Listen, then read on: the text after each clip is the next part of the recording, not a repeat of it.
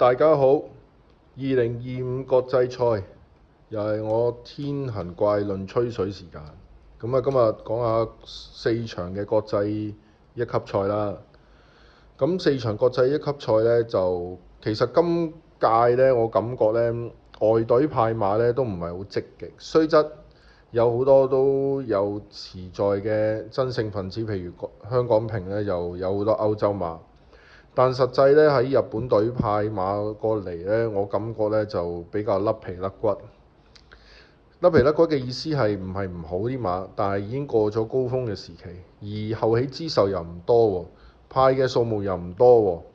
變相咧就香港馬咧，因為有2匹好亮麗嘅馬王，一匹嘉應高升，一匹浪馬勇士咧，就形成派馬過嚟嘅意欲比較低，甚至乎咧，騎開日本馬嘅莫雷拉咧，都係淨係騎嗰晚騎師賽之後咧，就可能接咗阿根廷嘅馬應承在先，咁咧就唔騎香港嘅國際賽。但係莫雷拉依份人咧，就不嬲都反口覆舌嘅，咁冇利可圖嘅嘢咧，佢唔做，所以我諗都冇乜好馬俾佢騎啩。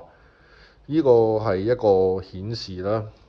咁究竟咁多場？咁先由香港瓶講起先啦。好，香港瓶咧就有11匹馬嘅，11匹之中咧，我感覺咧有幾匹咧係比較困難嘅。咁安請咧就跑嚟跑去，近排嘅近績都唔係幾好，但係佢香港瓶試過係跑第4嘅2400，但係佢近態唔係太好，就算喺神貨入邊咧，嗰匹馬嘅表現都唔係太過出色。變相就睇低咗啲啦。哥利巨人呢匹馬咧太搶口，同埋跳欄跳得好緊要。喺神貨入邊太急咧，變咗係咪真係發揮唔到咧？呢樣嘢我就有啲擔心。南加名城都係嘅，其實好似好好嘅馬，但係一來賽績上開始有啲衰落啦，二來喺神貨入邊嘅表現咧，我感覺咧匹馬咧佢冇跟嘅。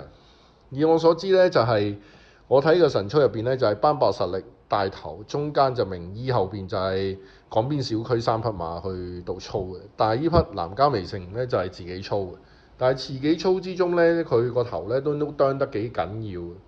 變相我又唔係好中意啦。喺個神貨嘅角度，名城潮流咧就日本隊咁就有啲憧憬，但係感覺上佢都係喺個神貨入邊，我覺得佢個狀態啊等等都唔係發揮得太好。反而我覺得有目共賞係操得靚嘅，愛提村都唔錯嘅，事正正咯。但係無論今屆比較特別啊，無論喺邊個情形都好啦，感覺上咧以往呢啲老一輩嘅前輩啊，特別阿董彪咧成日話瘦馬要跑長途2400咧，最好啲馬咧就瘦瘦削削咧，但係輕身就最好。但係今屆咧全部都1100、200磅嘅。咁就個感覺就唔係太過同以往嘅概念咪一樣咯。咁呢個就係一個最大嘅問題啦。咁喺每一匹馬入邊呢，我數嚟數去呢，就有幾匹我喺個神貨入邊感覺係幾好。一匹係班伯實力，我覺得呢匹馬係唔錯㗎，唔錯在於呢，我伯仁我本然呢，佢哋啲馬呢3匹咁嚟啦。咁但係3匹咁嚟之中咧，呢匹咧係帶頭嘅，同埋咧佢帶頭之中咧，佢係俾人嘅感覺，呢匹馬好煞醒嘅，係好有佢自己嗰種嘅形態喺度嘅。佢唔會表現得好急躁，亦都唔會表現得好冇神氣。佢係好市正咁樣帶住另外嗰2匹馬跑嘅，變咗我感覺呢匹馬喺我嘅觀感嚟講係比較好咯。第2匹就係遠飛標槍咧，因為舊年贏過啦，咁今年翻嚟嗰個感覺都好靚嘅。雖則舊年嗰個狀態神色，我感覺其實都係標準啦。但係佢咁樣贏法咧，今年仲要凱旋門跑一個咁好嘅成績咧，香港又得過咧，你冇理由唔揀佢。同埋衛冕香港瓶嘅分子咧，即係舊年贏咗，今年再翻嚟跑咧，無論高地之母又好點都好啊，其餘啲馬都好啦，佢都起碼有頭4嘅，所以呢匹遠飛標槍咧係一定要揀嘅。咁另外匹同工之妙，我感覺係幾好嘅，力度啊、輕身，雖則佢比較重身，即係個磅位比較重，但係佢走落嚟好輕身。咁只不過有一個紙上賽績唔好，就係佢跑快地唔好。但係今日觀乎落完個微雨，聽日可能係好地呢，又對佢嚟講冇乜太大影響喎。咁啊，爭在個騎師紀仁安發揮如何？咁但係又好坦白講，法國隊費柏華跑香港瓶呢，無論個往績都唔錯嘅。咁莫艾成呢，就冇跑匹遠飛標槍，就跑咗外堤村，因為要拍翻包爾定。咁今年遠飛標槍轉咗配搭，就會有啲擔心。喂，究竟莫艾成騎呢匹外堤村係咪先係真正嘅主帥呢？真正想贏呢一匹呢？咁我覺得個賽績上又會比較難搞，但係遠飛標槍舊年啊個賽績嚟香港都未有贏過一級賽啦，都贏咗啦。之後跑凱旋門又展現佢嘅實力，即係跑第4啦，2400。所以我又唔感覺呢匹外堤村好差，反而我覺得日本隊呢嗰匹名城潮流同以往嘅雍容白河啊派嗰啲馬嚟講呢，就真係冇咁 sharp 醒啊，冇咁 sharp 醒。咁變相呢，我喺依場馬入邊呢，香港隊就比較難揀咯。如果喺香港隊嚟講，智取神駒，我覺得谷草過田草嘅。我嘅取態就係、有目共賞係有一個好勁嘅勢頭，亦都係冒起緊嘅馬。但係係咪可以產入一直有前4呢？我覺得有啲困難。嘉應傳承就上場跑得好，我都希望呢匹馬可以跑得翻，因為畢竟大至尊、標之銀河、嘉應傳承呢3匹當年嘅打比馬入邊，大至尊今年出唔到啦，標之銀河出1600啦，呢匹嘉應傳承出2400啦，都希望佢有翻少少成績啦，前季嘅打比。咁未至於好似嗰屆打比就係好似一招了咁嘅情形。咁所以結合呢，我覺得呢場馬呢，我會係中意呢係班霸實力啦、同工之妙啦、遠飛標槍啦，同埋外堤村呢4匹外隊馬。重複一次，班霸實力、遠飛標槍、同工之妙同埋外堤村呢4匹外隊嘅分子嘅。好，接住落嚟呢，就係香港短途錦標。咁啊，大家睇到個畫面啦，就睇嚟睇去都係一匹嘅啫。如果講贏就係嘉應高升。咁啊，珠峰錦標贏咗啦，澳洲。咁啊，出道以嚟又連贏咁多場啦。其實講呢匹馬呢，我覺得呢，就我哋講係個說服力係超低嘅。我感覺呢，就算阿潘頓自己講呢，都係冇咁傳奇。咁所以嗰個訪問呢，大家應該有留意呢，有2個練馬師去講呢匹馬，一位就係阿中環馬壇60年嘅告東尼，另一位呢就係姚本輝。咁仲有希斯呢位而家訓練嘉應高升嘅練馬師。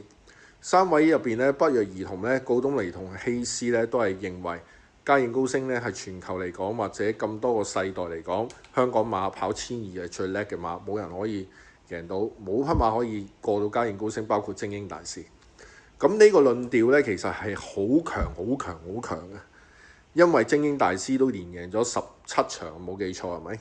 咁如果你嘉應高升係可以喺1200入邊都係叻過匹精英大師嘅話，即係代表呢匹嘉應高升之前就算喺澳洲跑都唔係跑得最好嘅水準。咁啊，告東尼亦都講嘉應高升係1000係贏唔到精英大師。咁我當年呢就有幸睇國際賽就睇精英大師。咁當年呢就其實係跑1000嘅，未跑1200。咁呢就當陣時有匹馬係挑戰2匹馬挑戰精英大師，一匹係貨幣名區南非嘅，另一匹呢就係金鎮之光日本嘅。咁啊，金鎮之光啊，講得好聽好清楚啲，就係當年咧標榜住53秒本係跑1000米喺日本過嚟挑戰精英大師，結果係輸到褲都甩嘅。咁所以如果以今時今日日本隊派匹紅馬佬鬥精英大師仲要跑1200 11檔，咁仲要唔係好人騎，咁就變咗，仲要紅馬佬嘅歲數係高嘅，咁對上一匹係好高歲數8歲9歲嘅馬去贏呢個國際賽系列係應該係步步穩，冇記錯有錯就指正啦。所以比較難贏，咁所以外隊馬另一匹咧就樂於助人，就係歐洲嘅，但係比較瘦削，即係你短途你係重，即係肌肉型、線條型嘅馬，我覺得佢真係麻麻地嚇。咁所以換句話說，呢匹交應公升咧牌面上咧，除非匹馬有意外啦，如果唔係咧，都係一匹睇佢表演嘅馬，即係睇佢表演攞第一嘅馬嚟嘅嚇。咁爭在就係而家你會認為邊匹係第二？我睇啦，由下低睇啦，開心寶寶、鍾易禮贏咗之後，莫亞贏唔到，再鍾易禮贏翻。上次鍾易禮跑得唔好，第5，跟住杜耀恩接手跑預賽都係跑得唔好，即係證明實力去到差唔多咯。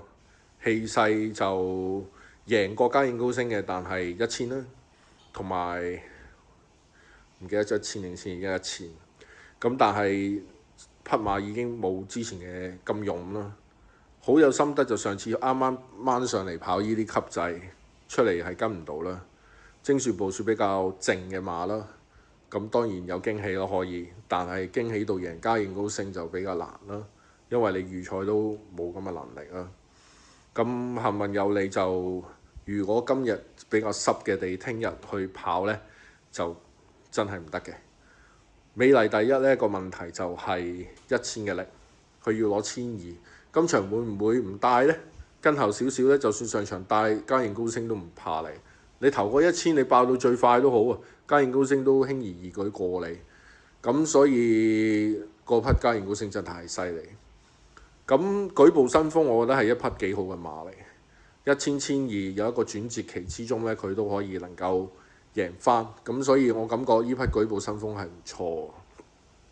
驕陽明區就上場就底子之中可以頂到第3，咁就輸咗俾舉步新風都幾多。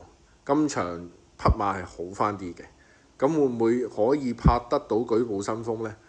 有啲疑問。金鑽貴人如果好嘅，就唔係呢個騎師騎，當然啦，李容梁家俊都係好嘅騎師，咁但係匹馬就大家知道啦，已經過咗高峰啦，同埋最好都係1400好啲咯，1400好過1200。